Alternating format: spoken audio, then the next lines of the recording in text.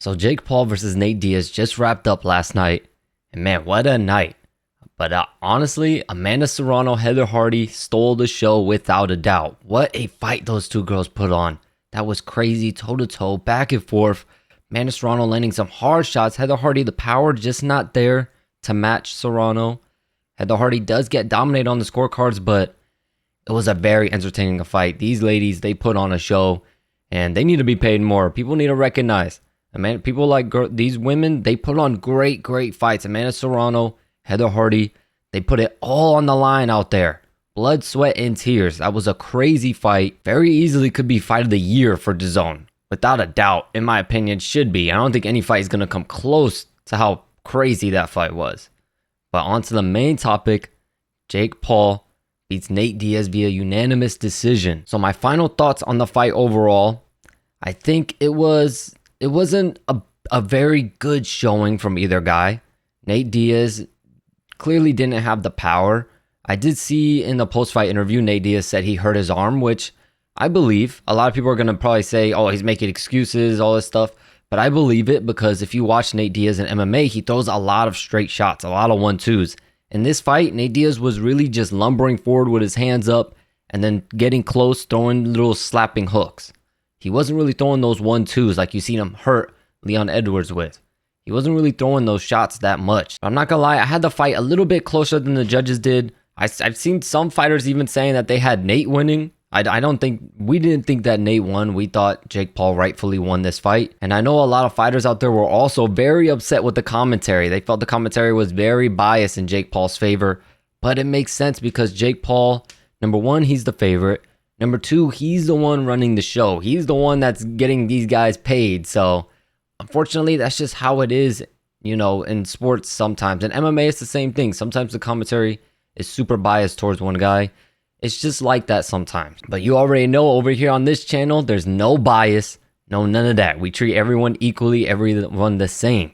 So for my analysis for this fight, I think Jake Paul, he didn't do good. If I'm being honest, he didn't do good, but he did better. And that's what matters.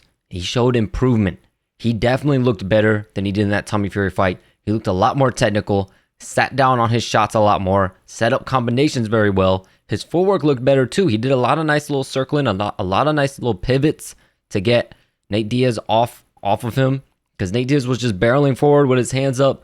So Jake Paul did a good job utilizing that footwork to throw Nate Diaz off so Nate Diaz couldn't just come forward and put his forehead in his chest and wing those hooks. But overall, I don't think it was a good showing for Jake because it all tells in that first round. You can really see how a fight is going to go with the first couple of rounds. And sadly, Jake Paul and Logan Paul has this tendency too. We saw it with the Floyd Mayweather fight. They just need to relax more. In that first round, when you hurt someone, you don't want to just go crazy like that because that'll be bad. Because if they survive, if you get them out of there, yes, it's exciting for the crowd and everything. But if you don't, it's gonna wear on you throughout these rounds. And those 3 minutes, it might go by quick to us, the viewer, but when you're in there, it goes by so slow. It feels like forever, especially when you're tired. So I think Jake just needs to settle down a little bit more, especially fighting someone like Nate Diaz. You already know Nate Diaz is one tough motherfucker. So he's not going to go out easily. So when Jake hurt Nate, he shouldn't have swarmed him. I would have liked to see him take his time, utilize that technique, stay patient. At the end of the day, you were winning that round regardless because you hurt him bad. Just take that round, move on to the next one, wait till Nate gets tired, conserve that energy, and then you can maybe take him out in those later rounds. Don't rush the finish. You never want to rush the finish. You want to take your time, pick your shots, land clean, and if the finish is there, it's there. You never want to rush it. I do think Nate Diaz could have done more. His cardio wasn't where we used to see it at in MMA. Like, I wasn't sure if Nate Diaz just didn't really care for this fight that much to prepare enough for it, or if it might have been the weight because Nate Diaz, remember, he walks around probably around like somewhere in the 170s. So Nate Diaz had to bulk up for this fight, being at 185. So maybe it was him carrying around the much heavier weight. It just tired him out because Nate Diaz also looked gassed in there. And even at some points, Nate Diaz was looking more gassed than Jake Paul. I didn't like how Nate Instead, when he would have success, which is what he started doing in MMA too, which I don't like at all. The moment Nate Diaz starts having success, he starts showboating, looking to the crowd, walking away, turning his back. There was even points where Nate Diaz would stand there with his arm crossed and just look at Jake. Or there was one point where he turned his back and started walking away, and then as soon as he turned back around, Jake Paul's hitting him with 1-2s and combinations.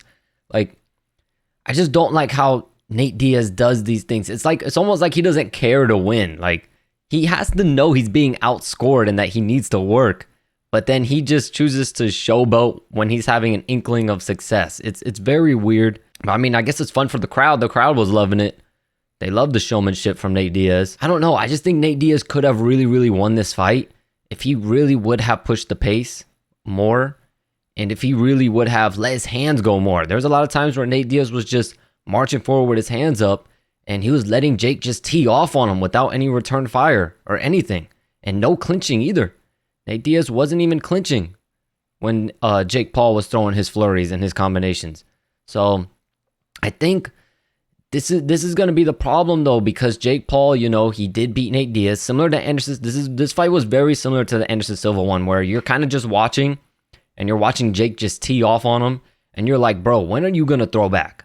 When are you going to throw back? It was very similar to the Anderson Silva fight in that aspect. But like I said, man, Jake Paul, it's a good showing for Jake Paul at the end of the day because he showed improvement. And that's really all that matters. You want to show improvement because that means you're getting better. It was really worrisome when he went into the Anderson Silva fight looking technical and then went into the Tommy Fury fight looking worse. That is worrisome. You don't want to look worse. You want to look better. So Jake Paul did a good job looking better. He looked more technical, like I said. Good footwork. Good power still, of course, from Jake. Good combinations. Nice mixing it up, too. Body, head, too. I really like how Jake worked that body and worked that head. What's next for Nate Diaz? Maybe an MMA fight with Jake Paul, but I don't know because Nate is pretty loyal to the UFC. But if Jake Paul's really offering him a $10 million payday, I wouldn't turn that shit down. I don't know about y'all, but I definitely wouldn't. So who knows? Maybe we'll get to see Jake Paul and Nate Diaz run it back at MMA. But here's the thing, right? If they run it back at MMA, you already saw Nate Diaz put Jake Paul in that little guillotine, and he really was choking him too. Jake said he was actually choking me. So we see Nate Diaz put up that guillotine. Jake Paul needs to be careful. He's not going to be... The thing is, boxing, you build a lot of bad habits. It's almost like wrestling. Wrestling and jiu-jitsu, for wrestling, you build a lot of bad habits that put you in bad situations if you go up against a jiu-jitsu guy. And similar for boxing. In boxing, you can put your head in their chest and duck down and then wing shots. In MMA, you do that, Nate is going to throw up that guillotine. And I'm telling you, Nate is a real Gracie Brazilian Jiu-Jitsu black belt. When he hits you with that guillotine, he's going to crank that shit, and Jake Paul is either going to tap or he's going to get put to sleep. So Jake needs to worry about that. He needs to worry about ducking that head a little bit if he's going to fight Nate Diaz in MMA. I think it is a bad idea for Jake to fight Nate in MMA. If Jake were to beat Nate Diaz in MMA, it will without a doubt be his most impressive performance of his career, without a doubt. But I just think it's a bad idea just because he's built these habits over years and years of training. Him ducking that head, we see him duck his head every fight. So that's a habit he's going to have to try to get out of in, he said he wants 8-9 months? And I don't think that's enough time. So when it comes to the fight, your body just takes over and you just do what your body just naturally knows to do in fights. And when Jake ducks that head, I think Nate Diaz is going to throw out that guillotine, and I think he's going to choke him out, to be honest. But it'll be interesting to see because we all know Jake Paul is the much bigger guy. Nate Diaz is a lot smaller. Nate Diaz, we know, doesn't have the wrestling pedigree that he should have. Every jiu-jitsu practitioner, every jiu-jitsu fighter should have some type of wrestling because you need to get the fight to the ground. How do you get the fight to the ground? With wrestling. So, unfortunately, Nate Diaz just doesn't have that wrestling. And even if he did, Jake Paul is so big and so strong that I don't think Nate Diaz would be able to get him to the ground anyways. I'm banking on Jake Paul leaning down and Nate Diaz catching him with a guillotine. That's how I think I see this fight going. If Jake is willing to keep it standing, if Jake is able to keep it standing and be able to withstand leg kicks, then I could see Jake Paul winning it. but it's tough, man. It's definitely gonna be a lot harder, man. And with the 5-minute rounds, it's different. It's more like a sprint. Boxing is more of a marathon. MMA is more like a sprint. So it's gonna be a different feel for Jake. I wonder how his gas tank is gonna look. I wonder if he's gonna tire out after that first round, because 5 minutes is a long time. Going from 3 minutes to 5 minutes is a very big difference. So I'm actually kind of interested to see how Jake Paul does in MMA. I would like to see him up against Nate Diaz, but I just think it's a bad move for his team. But who knows? If Jake Paul can pull this off and not only beat Nate Diaz in boxing, but in MMA too, it could boost him to all new heights. So good luck to Jake out there. Hopefully he trains hard. Hopefully he trains well. I'd love to see his fight in MMA. Let me know if you guys are interested in that MMA fight. Of course, you already know. I'm going to be live for y'all for it. So let me know if you think Nate Diaz is going to be Jake Paul's opponent, or if Nate Diaz is just going to take that money and move on to other things. Maybe another boxing match. Maybe go back to the UFC. Thank you guys so much for another amazing stream last night. It was a great night. Some good fights. And we really appreciate the support. Thank you all so much for rocking with us.